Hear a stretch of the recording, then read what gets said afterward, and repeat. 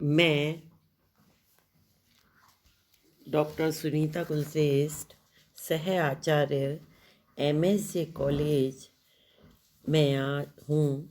आज आपको MA previous के सेकंड पेपर में मीरा मुक्तावली जो पुस्तक है उसमें मीरा के काव्य सौंदर्य के बारे में बताऊंगी। किसी भी कवि या कवित्री के काव्य सौंदर्य को हम दो पक्षों के आधार पर आकलित करते हैं। पहला भाव पक्ष, जिसे हम अनुभूति पक्ष भी कह सकते हैं, और दूसरा कला पक्ष, जिसे हम अभिव्यक्ति पक्ष भी कहते हैं। भाव पक्ष के अंतर्गत विषय वस्तु यानी जो भाव अपने कवि या कवित्री व्यक्त करते हैं उन पक्षों को, उन बिंदुओं को हम समझते हैं, और कला पक्ष में अभिव्यक्त करने का क्या तरीका है उसके बारे में जानकारी होती है। मीरा के अध्ययन तथा उसके सम्यक विवेचन के लिए ये जान लेना आवश्यक है कि मीरा की काव्य चेतना सामंती परिवेश में पलकर भी लोक धरातल पर भी विकसित हुई है।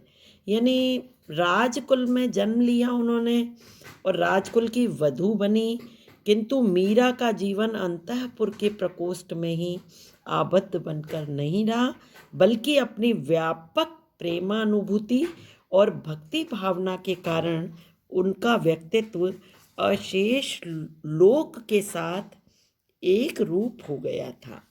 अब भाव पक्ष के अंतर्गत हम देखेंगे कि मीरा के कुछ बिंदु जो कि मीरा ने अपने काव्य में चर्चित किए हैं, अर्थात काव्य में अपनी कुछ भावों को जो व्यक्त किया है, यानी उनके पदों को पढ़कर हमें उनकी कुछ विशेषताएं दृष्टिगत होती हैं। जैसे पहला, ज्योतिष शास्त्र में विश्वास, ज्योतिष शास्त्र में आस्था। यानी लोकमानस की एक विशेषता है कि अपनी मनोवांछित एवं प्रीतिकर बातों पर सहज विश्वास कर लेना। जब किसी का प्रिय परदेश से लौटता नहीं है तो उसके वियोग में व्यथित स्वजन अधीर होकर किसी ज्योतिषी के पास जाते थे तथा उसके आगमन की संभावित तिथि पूछते थे। हम देखते हैं ऐसा कौशल्या ने भी किया, और भी कई हमारे हैं जिन्होंने अपने किसी भी प्रकार से विरह या व्यथा है तो वो उन्होंने ज्योतिषियों का सहारा लिया है। गाँव में ये रीति अभी कुछ समय पहले तक न्यूनाधिक रूप में विद्यमान थी।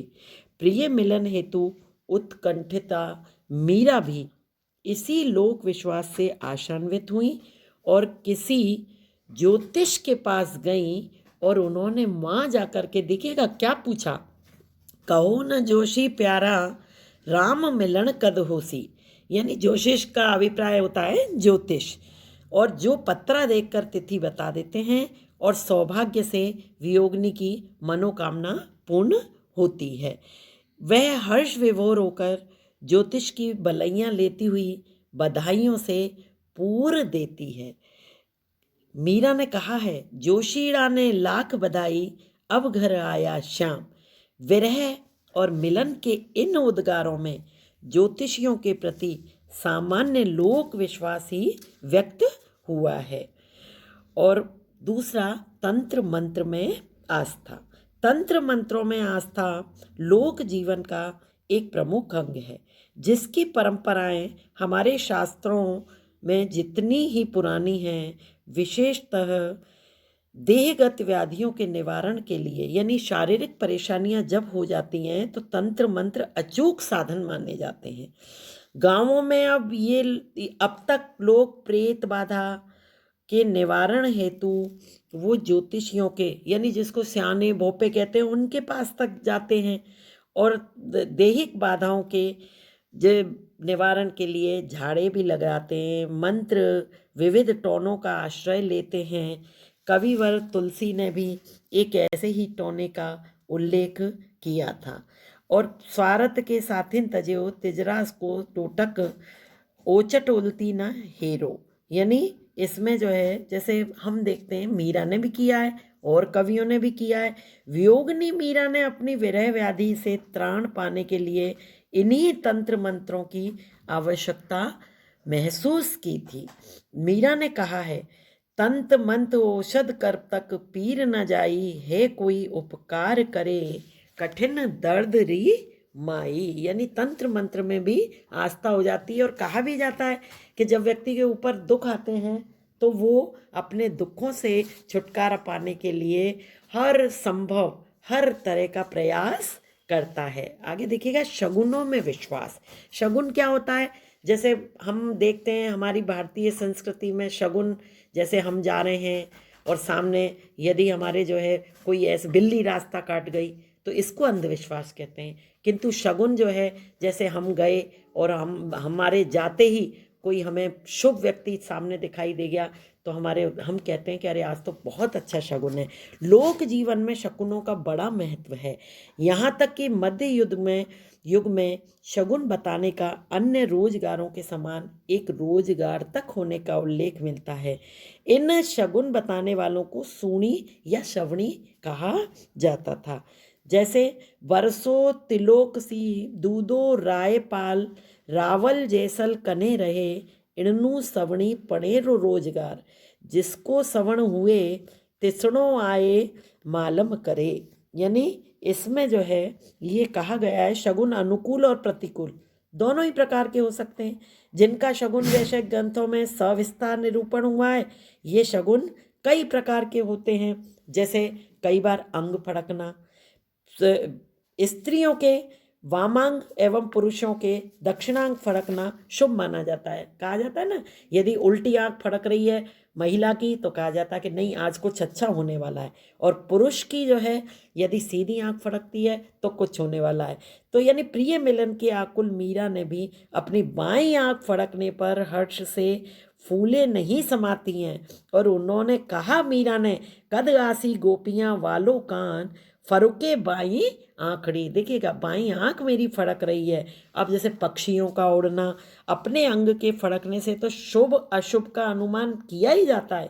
प्रिय स्मरण के साथ किसी पक्षी का अकस्मात उड़ जाना भी प्रिय मिलन का असंदिग्ध सूचक माना जाता है।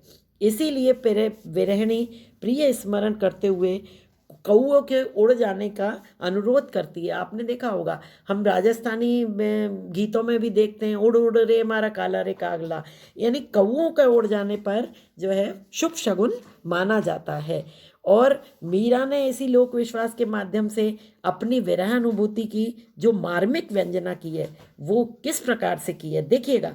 उड़ उड़ जा रे काला कागा बन का, श्याम गयो बोहो दिनकारी, क्योंकि तेरे उड़्यासु राम मिले, धोखा भागे मन कारे। यानी इस प्रकार से उन्होंने क्या कहा है कि तू उड़ जा और मेरे प्रिय का संदेश लेकर के आ। अब अगला बिंदु हम देखेंगे, शापों में विश्वास। यानी श्राप जो होते हैं ना, अभिशाप जिसको कहते हैं, उसके बारे में। लोक मानस स्वभावतः बहुत भीरू होता है, यानी डरपोक होता है। शिक्षा के अभाव में अलौकिक और अति मानवीय तत्वों में उसकी आस्था होती है, जिनमें किसी के शाप के कुप्रभाव में विश्वास होना भी एक है। शाप में विश्वास की इस वृत्ति का मूल हमारे पौराणिक एवं काव्य ग्रंथों में है, जिनमें अभिज्ञान शाकुंतलम, मेघदूत आदि का उल्लेख भी मिलता है।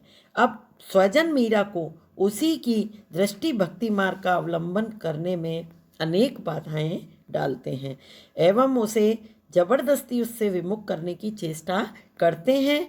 तो आक्रोश दग्ध हो मीरा ने उन्हें श्राप देने की धमकी दी है। कहा है, जोते पकड़ो ला हाथ हमरो, खबरदार मन माहो, देवूंगी साराप में साचा मनसू, बलजल भस्म हो जाओ। कि मैं आपको श्राप दे दूंगी और आप जो है जल करके राख हो जाओगे।